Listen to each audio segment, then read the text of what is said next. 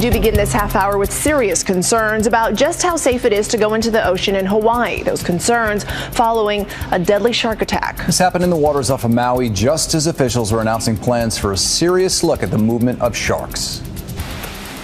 The attack happened as two friends were fishing from kayaks off the Maui coast.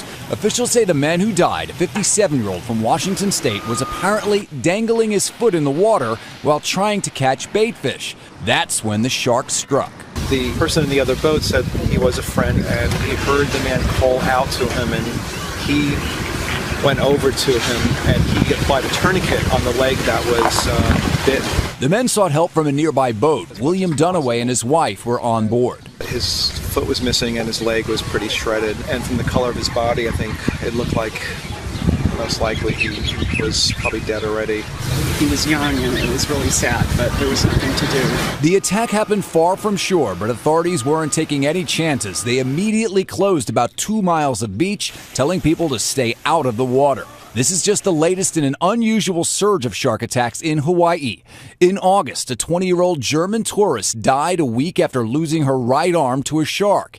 In all, there have been 8 attacks near Maui this year and 13 across the state. That includes an attack on a woman last Friday. She suffered non-fatal injuries. Before word of yesterday's deadly incident, state officials announced plans for a 2-year study of tiger shark movements around Maui. It's unknown what type of shark was involved in the most recent attack. It was a fatality off of Australia this week, by the way. You know, I've done a lot of stories on this for ABC News, and the bottom line with the experts, they all come back and say it's really the only thing that's changed is there's just much more people now in the water in shark territory. And I think what they're going to start learning in the movement, which is things that, you know, if you watch the history or the, you know, any of these nature shows, you kind of, they tell you this.